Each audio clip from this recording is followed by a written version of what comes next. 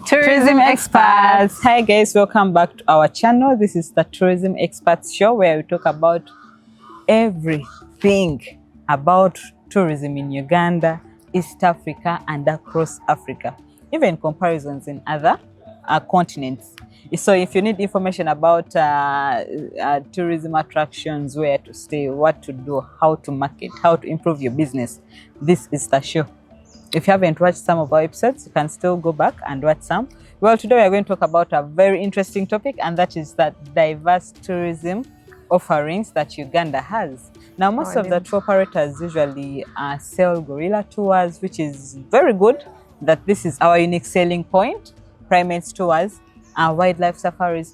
But what about those unique attractions, those unique offerings that we can think beyond the usual ones? And those are the ones that we are going to dive in. Please feel free to give us even any product that you think that we can also improve or work on in the comment section. Lynette, what are some of those that you think we can improve?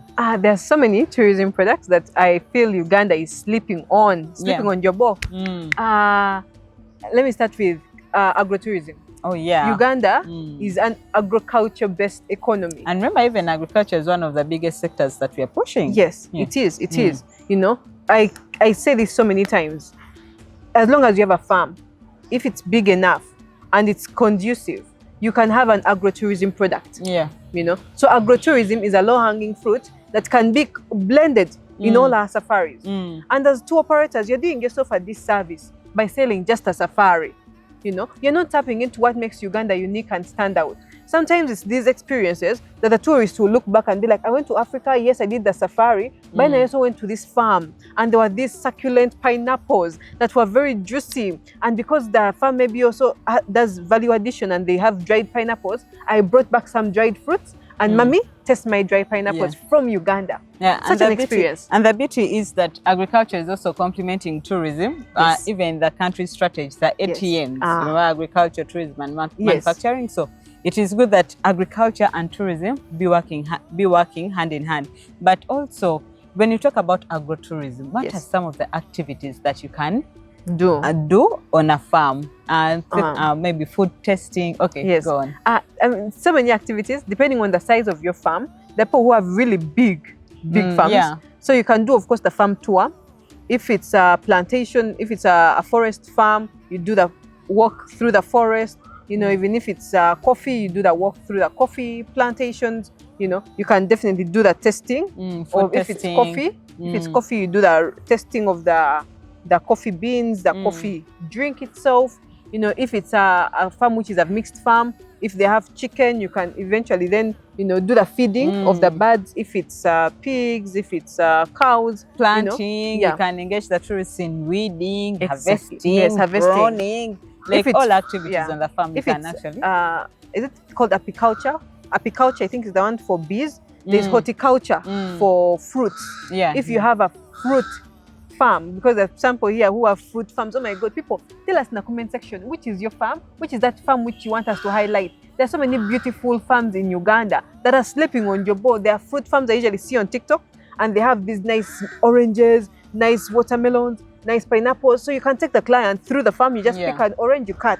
Tea plantations, tea picking, tea processing, tea harvesting, like all these experiences that, but even on a farm, there are even workers. Yes. So that is even community engagement. So you have your tourists engaging with the people working on the farm.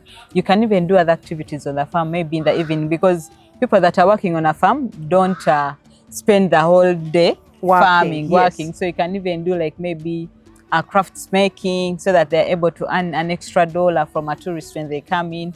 So there are so many activities that you can merge on a farm. And this is not even only limited to people with big farms. Yes, even small farms. Even you can work together as 2-3 farmers. Yeah. You know, you merge the experience. Yes, you merge the experience. You know you're going to move in Mr. Mukasa's farm, which then Madame Nalubega there has her chicken. Then Mr. Gundi has his cows. Maybe cows, You know? So you merge all these experiences and sell. And in the evening, you are going to talk about in the evening at the farm, you can do a barbecue. Yeah. You know, you can do a barbecue so they know they went for campfire, share stories, storytelling. you know, or even play activities. If you have brought a group of like 10 tourists, and the farm also has like 10 workers, and maybe they are men or people who are physically fit, you can have a friendly match of football. Actually, yeah. So actually, also another product that we can think about, Sports tourism. Actually, sports tourism is it's diverse. It's all about swimming, rugby, golf, football. All these are sports activities. Running, cycling, swimming. Marathons. Actually, Lynette, talking about sports tourism, I was reading an article about sports tourism, and there are about 3 or 4 forms of sports tourists. There are those ones that are nostalgia. Yeah, nostalgia. Those ones come in to maybe visit places like stadiums or beaches or museums that are related to sports. Yes. Now there are those ones that are active tourists, those ones that come in, and sports is a very important occasion on their trip. Yes. Maybe they've come to play a match game, or swim in an ocean, and then passive ones, those ones that come in to spectate, support a family member or that. So all these are forms of sports tourists that we can think about and package for them different products. People are now traveling for marathons. Yes. You get people are traveling for so walks. much, by the way. For walks. By the way, we have the Kampala Tourism Walk that is happening on the 16th of August 2026. Okay. This is the How many 5th kilometers? edition. They're about 3 kilometers. 3? Okay, 3 Make to it longer, 5. make it longer. 3 to 5. People are moving from the National Theatre to the Kabaka's Palace. But we're going to be spotting out unique attractions in Kampala, like monuments, old buildings. The first shop in at NASA, we said about that shop in P5 there, primary 5 SST. But these are places that now we need to visit, and we are going to visit them walking. It is healthy. Wow. It is promoting tourism, and as well as the country's economy is also improving. Yeah. So sports tourism is very vital. Yes. It is a niche that we can look at. Yeah. When you were talking about the walk, I remember city tours. City tours are a big Urban aspect tourism. of urban tourism that we don't. That I feel I don't know why we fear. For some reason, I think as an industry, we like the easy things. We like, tourists come, they go to the safari. These things of keeping them around Kampala, they give us headache, so we stay away. But Kampala trips are very, very rewarding. They give clients an intrinsic reward because they get to spend that day. As a Ugandan, you go down to a window, you are pushing and pulling each other. They're seeing the food, whether it's Nakasero market, you give them the history of Nakasero. You go down, they see the arcades, which is different from what they have back home, because they have malls, but not like arcades like what we have here. I think what we have here, I've seen it in China. I've seen China, they have arcades kind of, but even them, the arcades are not structured like the way ours are, because theirs are a bit underground. And then for urban tours, you can even think about trails. Creating trails, you can create like a monument trail, old schools trail, malls trails. You can think about religious trails. They go to Gaddafi Mosque, they go to Namirembe, they go to Rubaga, they go to Chibuli. There is a church here in Bazeketa, in Old Kampala, in Owino Market, for the so matters. you can think about different trails around Kampala that you can even maximize on. And these are products that we've not so much tapped into as tour operators. Border tours, walking tours, food testing tours. And you'll be shocked, because when I worked in Buganda Kingdom in my vacation of senior 6, we used to get, there's a company I think called Border Safaris. They used to get people like every day. We would know, because I worked at Lubili, we would get clients every day, and this was in 2016. And yet people don't have this on their itineraries. Are you someone in tourism industry or who wants to join tourism industry? Just get your phone, document a city tour. You get an inquiry.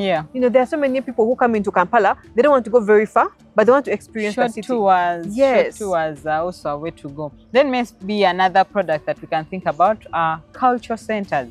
Let us have a culture center where someone can experience other cultures, maybe traditional performances, just different cuisines, dance, dress up like a Muganda in a Gomesi, learn a language, go into crafts making, like give the whole culture experience in this one stop center, not that someone has to travel here for crafts, someone has to travel here for traditional performances, Yes. now for food testing, but let it be like a culture center where someone is able to have everything that is culture. Back cloth making, yes. Milking in the Ankole area, milking, you know, doing the ichta, then you do the ghee, the cheese.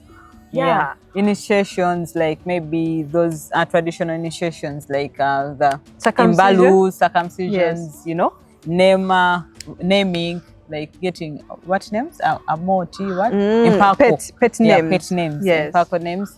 So those culture centers are also an opportunity where we can tap into. But even another one is maybe can I call them like food centers, like food hubs? Culinary experiences. You see how we have food hubs currently, where you can have maybe chicken, you have ice cream, you have pizza. Yes. So okay, we have the food hubs, but kind of in the upmarket. Yes. Now can we have food hubs in the culinary, local food? That would be nice. You get, Yes. We get like toninas where travelers can maybe go for an evening, for dinner. In the evenings, they enjoy different street foods. And culture kasoli food, moche, Rolex, cassava moche, you know, pancakes. all these things, pancakes, and they have all this in one stop center, and they explore the different food. That can also be a unique that product, would be amazing. Yes. to sell in. Yes, I think other products we can look at are adventure products. Oh yeah, adventure products. We have adventure capital, which is Ginger. There's zip lining, bungee jumping, quad biking, horseback riding, whitewater rafting, rides, kayaking. Boat rides, yes, kayaking, even tubing on the Nile. All these activities you can do in Ginger. So Ginger, you can even have like a 3-day itinerary. Ginger alone. Yeah. You know, it's amazing the things you can do there. There's zip lining in Mabira. There's even zip lining on the Nile itself.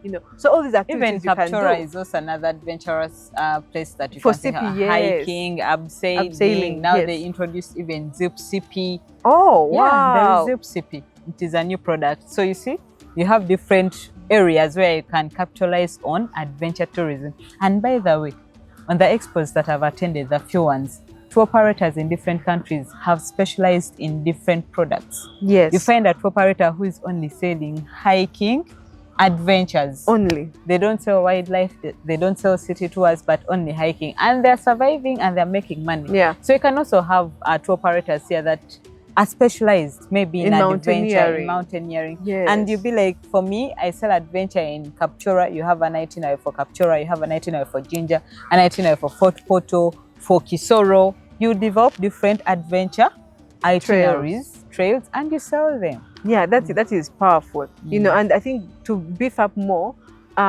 there's an product which I think is undertapped. Actually, I had forgotten it. Lake Victoria. Oh yeah.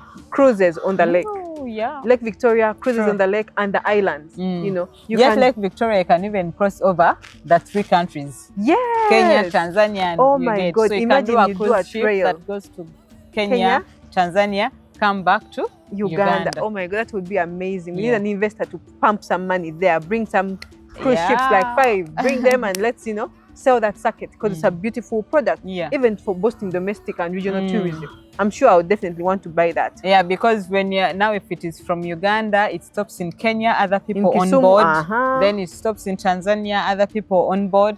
Then it rotates, it keeps on rotating. Party after party. I know. That would be definitely great. So marine tours are also very important that we can think about. Even day cruises. Yes. Maybe you have a day cruise. There are different boats that I've actually seen that do those. On Lake Victoria, maybe from Entebbe, you go to Ginger and come back. Short cruises you get. And you enjoy that trip. That would be a nice trip. You hook me up. I want to go for that cruise, definitely. We need to actually. Now you see gaps, guys. You need to get us your products here, because people have let us know which products you have. Let's come and experience them. Alan, let's go and experience the cruise. Maybe this weekend. True. We have to look for that cruise around Kampala, on Lake Victoria, because that's something beautiful. And I want to take you to that resort. It's a nice one. Oh, yes. I need to go there. I need to go there. Last time, actually, my first time to go to Mulungu was after this year's Powate. And all the time people are telling me let's go to Mulungu, but I found the experience really nice because the fish was On point. Yeah, and Okay. so that is something that even tourists can tap into. Weekends, Ugandans from Kampala, they go to Mulungo, enjoy the fish. But we can even have Ugandans travel from Mbarara to come and have fish at Mulungo because it is positioned for the best fish and meals in Uganda. You get? You know, we have travelers, people who like culinary experiences, that eating food all over the world. When you come in Uganda, you eat the luombo, you also go to Mulungo, you eat the fish. Yeah. Yeah. I think that is it. If you think there are also other products that we've skipped, I know there are so many diverse medical tours, actually. Medical tours, we had skipped even educational tours, you know. Like there's so many offerings that we can have. We only have to think. Yeah, and let's be creative as Ugandans. Creative, yeah. Let's identify areas where we can join, where we can tap in and boost. You know, when we are all selling one product, it gets boring. But when we are selling different things, like now, you know, in China, they sell those 24-hour spas where you go to the spa, you change your clothes, they give you like pajamas, they give you like a buffet of fruits and vegetables, and then you go for a steam bath, sauna, massage, what? I would love so to you pay once. that. Yeah, me too. You pay once, you enter, you get everything free. Yes. That's nice. You know, yeah, and those are things that hoteliers can also include in their packages. Yes. Because now girls want those things, going to jacuzzis. What? You know? I'm looking actually for a spa. I need to go for a spa one of these days. Sooner than later. It might actually be this Saturday. If we don't get that boat cruise, I'm going to the spa. We need to. Why are you like that? Yes. Otherwise? I think that is all that we had. Yes. You can follow us on our social medias. My name is Irene Alina Misango on X, on Instagram, Facebook, LinkedIn, and TikTok. Yeah. Yes, and my name is Lynette Nakamanya on all my social media platforms. That is Facebook, YouTube, LinkedIn, TikTok, WhatsApp, and TikTok. If you have Instagram. Yeah. If you have failed to understand which niche where you can better position yourself, we have a consultants firm that can help you position yourself better. We help you create unique niches that you can tap into because we've studied the trends. We know what markets you can market to. We know what behaviors travelers have in different countries, in different markets. So we know the trends, we know the insights. We can help you position yourself better in the tourism sector and improve your brand. So just contact us. We help you position you right where travelers are searching. Otherwise, thank you so much for watching. Bye-bye. Bye.